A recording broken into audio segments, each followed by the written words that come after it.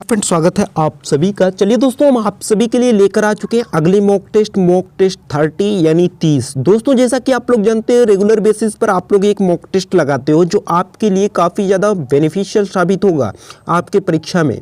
जी हाँ दोस्तों, पहला क्वेश्चन आप लोगों के लिए होता है खास। आप लोग स्क्रीन पर देख पा रहे होंगे, दी गई आकृति में कितने त्रिभुज हैं आपको फाइंड करके बताना है। उम्मीद करते हैं आपको कोई दिक्कत नहीं होगा, आप आसानी से इस क्वेश्चंस को हल कर सकते हो। नीचे कमेंट बॉक्स में इस क्वेश्चंस का राइट आंसर बताना। दोस्तों आपको एक क्वेश्चंस इस प्रकार का जरूर मिलेगा ट्रायंगल गिनने के लिए। आप लोग कृपया इस ऐसे क्वेश्चंस को ज़्यादा से ज़्यादा प्रैक्टिस कर लो ताकि कोई दिक्कत आपको ना हो।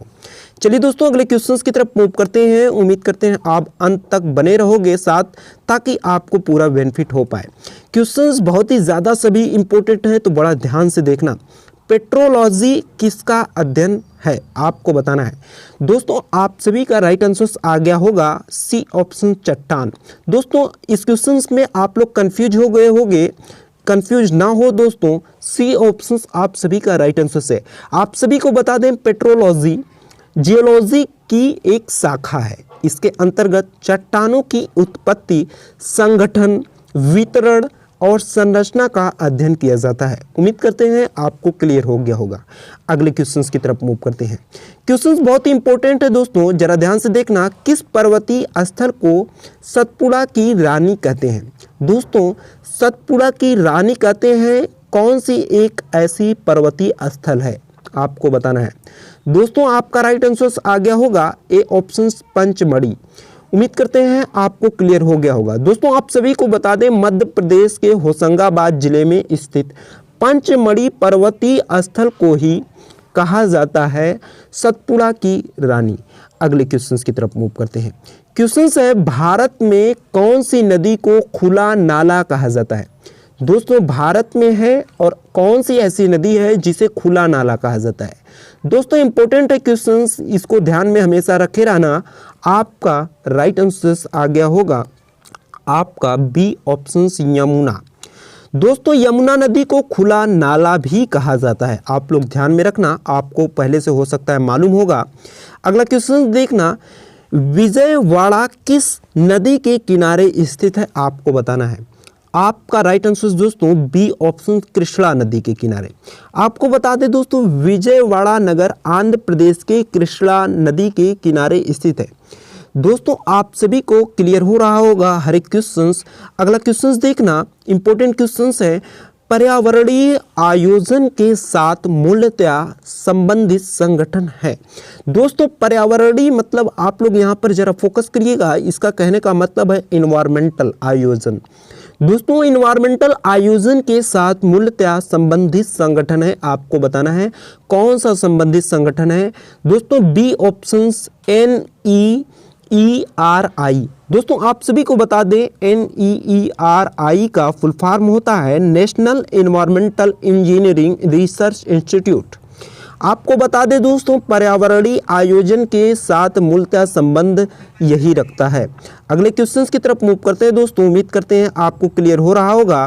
क्वेश्चंस है, किस संवैधानिक संशोधन द्वारा दिल्ली में विधानसभा की स्थापना की गई थी? दोस्तों आपका राइट आंसर बी ऑप्शन आ गया होगा 69वें संविधान संशोधन के द्वारा।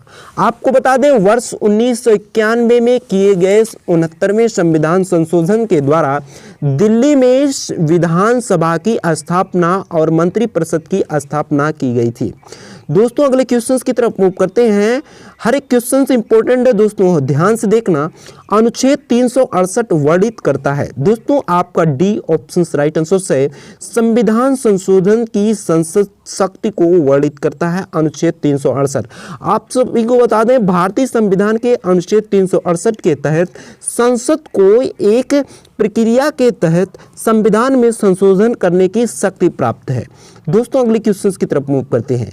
हर एक क्वेश्चंस इंपॉर्टेंट है दोस्तों, यहाँ पर देखिएगा कौन सा हड़प्पाई स्थल हरियाणा में स्थित है?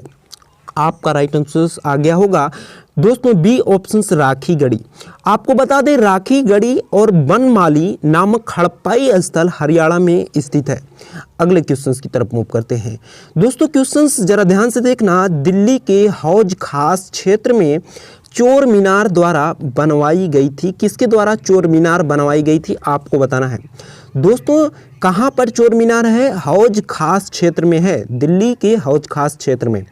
आपको बता दें दोस्तों, ए ऑप्शंस अलाउद्दीन खिलजी आपका राइट आंसर है।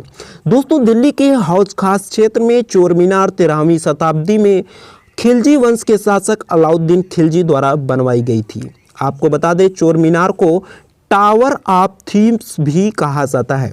दोस्तों अच्छा लगे तो दोस्तों अपने अच्छाई को प्रकट कीजिए, नीचे लाइक बटन को प्रेस कीजिए। अगले क्वेश्चंस की तरफ मूव करते हैं दोस्तों। क्वेश्चंस यहाँ पर देखिएगा, निम्नलिखित में से कौन सा एक स्थान दिल्ली सल्तनत की अल्पकालीन राजधानी थी? इंपॉर्टेंट क्वेश्चन है दोस्तों आपके दिल्ली पुलिस के लिए। आपका राइट आंसर आ गया होगा ए ऑप्शन देवगिरी। दोस्तों आप सभी को बता दें देवगिरी महाराष्ट्र के औरंगाबाद जिले में स्थित है, जो दिल्ली सल्तनत की अल्पकालीन राजधानी थी। तुगलक वंश के शासक मोहम्मद बिन तुगलक ने देवगिरी को अपनी राजधानी बनाया था। अगले क्वेश्चन की तरफ मूव करते हैं। क्वेश्चन है, अढ़ाई दिन का झोपड़ा किस राज्य में स्थित है? आपको बताना है। दोस्तों कंफ्यूज ना होना, आपका राइट आंसर दोस्तों सी ऑप्शन है राजस्थान। आपको बता दें अढ़ाई दिन का झोपड़ा राजस्थान के अजमेर नगर में स्थित एक मस्जिद है। यहाँ पहले संस्कृत विश्वविद्यालय था, जिसे मोहम्मद गौरी के आदेश पर उसे गवर्नर कुतुबुद्दीन ऐबक ने 1192 में 1192 में मस्जिद में परिवर्तित करा दिया था। अगले क्वेश्चन की तरफ मूव करते हैं। क्वेश्चन है जरा ध्यान से देखना, योसंग त्योहार किस राज्य में मनाया जाता है? दोस्तों योसंग त्योहार किस राज्य में मनाया जाता है? आप सभी का राइट आंसर आ गया होगा क्या दोस्तों? A option Manipuri. दोस्तों नीचे कमेंट बॉक्स में सबका आंसर बताइए आप लोग, ताकि अच्छा लगेगा हमें। क्वेश्चंस का राइट आंसर ए ऑप्शन है। आप सभी को बता दें योसंग त्यौहार मणिपुर में मनाया जाता है। यह त्यौहार बसंत ऋतु में 5 दिनों तक मनाया जाता है। इस त्यौहार को मणिपुर होली महोत्सव के रूप में भी जाना जाता है। अगले क्वेश्चंस की तरफ मूव करते हैं। क्वेश्चन है, कश्मीर की पूर्वी सीमा है। तो दोस्तों कश्मीर की पूर्वी सीमा क्या है? लद्दाख क्षेत्र है। दोस्तों कश्मीर के पूर्वी सीमा को लद्दाख का क्षेत्र कहा जाता है। अगले क्वेश्चंस की तरफ मूव करते हैं। क्वेश्चन है, जलपाईगुड़ी नदी के किनारे स्थित है। आपको बताना है किस नदी के किनारे? जलपाईगुड़ी तीस्ता नदी के किनारे स्थित है। दोस्तों यह शहर पश्चिम बंगाल राज्य में स्थित है। उम्मीद करते हैं आपको क्लियर हो गया होगा, सी ऑप्शन राइट आंसर है। अगले क्वेश्चंस की तरफ मूव करते हैं दोस्तों। कौन सा भौतिक लक्षण सिंधु और गंगा नदी की घाटियों के बीच जल विभाजन की भांति कार्य करता है? दोस्तों इस क्वेश्चन का राइट आंसर ए ऑप्शन है Aravalli ridge. Right answer A option. अगले क्वेश्चन की तरफ मूव करते हैं। उम्मीद करते हैं हर एक क्वेश्चन आपको क्लियर हो रहा होगा। भारत का एकमात्र सक्रिय ज्वालामुखी बैरन आइलैंड कहाँ स्थित है? आपको बताना है। दोस्तों यह क्वेश्चन हम आप सभी को पहले ही बता चुके हैं, देखते हैं किन किन को पता है। दोस्तों नीचे कमेंट बॉक्स में इसका राइट आंसर बता देना। आपको बता दें दोस्तों भारत का एकमात्र सक्रिय ज्वालामुखी बैरन आइलैंड कहाँ स्थित है? ए ऑप्शन अंडमान द्वीप समूह। दोस्तों A option is the right answer for this question. अगले क्वेश्चन की तरफ मूव करते हैं। क्वेश्चन है, वर्तमान में विश्व के कपास निर्यातक देशों में भारत का स्थान क्या है? आपको बताना है। दोस्तों वर्ष 2016 के आंकड़ों के अनुसार विश्व के कपास निर्यातक देशों में भारत द्वितीय स्थान पर था। दोस्तों इस क्वेश्चन का राइट आंसर हो जाएगा द्वितीय। अगले क्वेश्चन की तरफ मूव करते हैं। अगला क्वेश्चन देखिएगा, भारत का कौन सा क्षेत्र अपनी वर्षा का अधिकांश भाग उत्तर पूर्वी मानसून से प्राप्त करता है? आपको बताना है। दोस्तों भारत का वह कौन सा एकमात्र क्षेत्र है जो अपनी वर्षा का अधिकांश भाग उत्तर पूर्वी मानसून से प्राप्त करता है? उम्मीद करते हैं आपका राइट आंसर आ गया होगा कोरोमंडल और रायलसीमा। दोस्तों आप सभी का डी ऑप्शन राइट आंसर है। उम्मीद करते हैं आपको हर एक क्वेश्चन क्लियर हो रहा होगा। दोस्तों क्वेश्चंस क्लियर हो रहा होगा तो नीचे कमेंट बॉक्स में बताना और वीडियो को अपने दोस्तों के साथ शेयर करना, जिससे मोटिवेशन लगातार बना रहे। दोस्तों यह क्वेश्चन देखना, जब एक गतिशील पिंड की गति दोगुनी हो जाती है तो उनकी गतिज ऊर्जा में क्या परिवर्तन होता है, आपको बताना है। दोस्तों आप सभी को बता दें, जब एक गतिशील पिंड, मानिए एक ये गतिशील पिंड है, जब ये गति करती है, यदि उसकी गति दुगनी हो जाती है तो उसकी गतिज ऊर्जा में क्या परिवर्तन हो जाएगा, आपको बताना है। तो दोस्तों उसकी गतिज ऊर्जा चौगुनी हो जाती है। आपका बी ऑप्शन राइट आंसर है।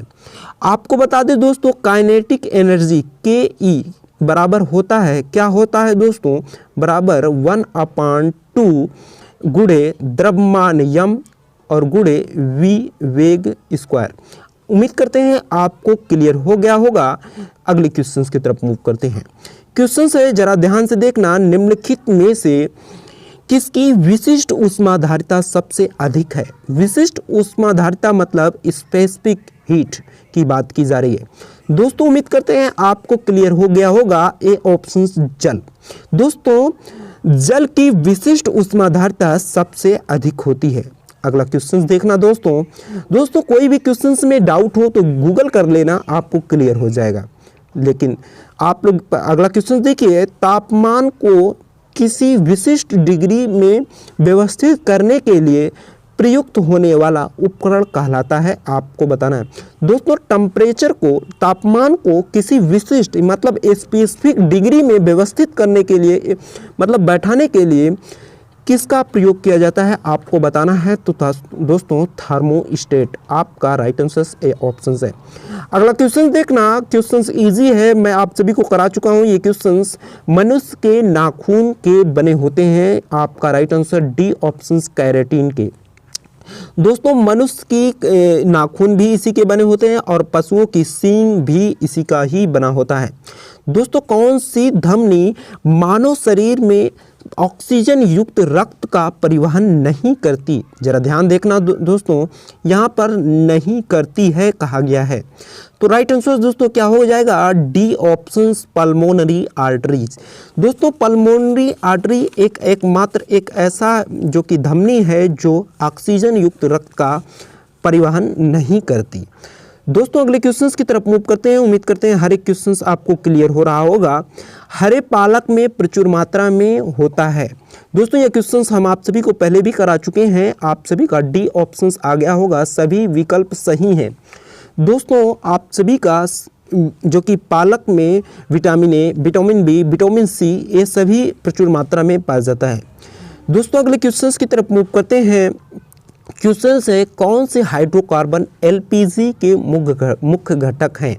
दोस्तों एलपीजी गैस आप लोगों ने देखा होगा, उसका मुख्य घटक आप सभी को बताना है। बहुत ही इजी क्वेश्चन है, आपका बी ऑप्शन प्रोपेन और ब्यूटेन राइट आंसर है। अगला देखिएगा दोस्तों, अगला क्वेश्चन है, निम्नलिखित में से कौन गैलेना के नाम से भी जाना जाता है, आपको बताना है। दोस्तों इजी क्वेश्चंस है, इंपॉर्टेंट या प्रैक्टिस सेट है, कंप्लीट वीडियो को देखते रहिए। दोस्तों आप सभी का हो जाएगा, गैलेना के नाम से लेड सल्फाइड जाना जाता है, आपका सी ऑप्शन राइट आंसर है। लेड सल्फाइड को दोस्तों PbS कहा जाता है। अगले क्वेश्चंस की तरफ मूव करते हैं। उम्मीद करते हैं हर एक क्वेश्चंस आपको क्लियर हो रहा होगा। निम्नलिखित में से कौन सी एक मैंग्रोव वनस्पति है, आपको बताना है। मैंग्रोव वनस्पति है, आपको बताना है कौन सी एक है। दोस्तों सी ऑप्शन राइजोफोरा। दोस्तों राइजोफोरा मैंग्रोव वनस्पति का उदाहरण है। मैंग्रोव सामान्यतया वे वृक्ष होते हैं जो उष्णकटिबंधीय, उपोष्णकटिबंधीय क्षेत्रों में ज़्यादातर पाए जाते हैं। अगले क्वेश्चंस की तरफ मूव करते हैं। उम्मीद करते हैं हर एक क्वेश्चंस आपको क्लियर हो रहा होगा। क्वेश्चन देखना, वायु गुणवत्ता सूचकांक। दोस्तों वायु गुणवत्ता सूचकांक क्या है, आपका बी ऑप्शन राइट आंसर आ गया होगा। वायु की गुणवत्ता दर्शाने वाला एक पैमाना है दोस्तों वायु गुणवत्ता सूचकांक। अगला क्वेश्चन देखिएगा, निम्नलिखित में से किस पारिस्थितिक तंत्र में बेंथिक क्षेत्र पाया जाता है। दोस्तों बेंथिक क्षेत्र के बारे में हमने आप सभी को पहले ही बता चुका है। जल पारिस्थितिक तंत्र के निचले भाग में बेंथिक क्षेत्र पाया जाता है। पारिस्थितिक तंत्र का मतलब दोस्तों इकोसिस्टम होता है। इकोसिस्टम जो जल पारिस्थितिक तंत्र मतलब जल इकोसिस्टम के निचले भाग को बेंथिक क्षेत्र कहा जाता है। आपका राइट आंसर आ गया होगा सी ऑप्शन, आप सभी का राइट आंसर था। दोस्तों उम्मीद करते हैं आज का सेशन अच्छा लगा होगा। अच्छा लगा तो वीडियो को लाइक कीजिए, शेयर कीजिए, चैनल पे नए हो तो सब्सक्राइब करके बेल आइकन को प्रेस कर लीजिएगा, सब्सक्राइब जरूर करिए। चलिए थैंक यू सो मच।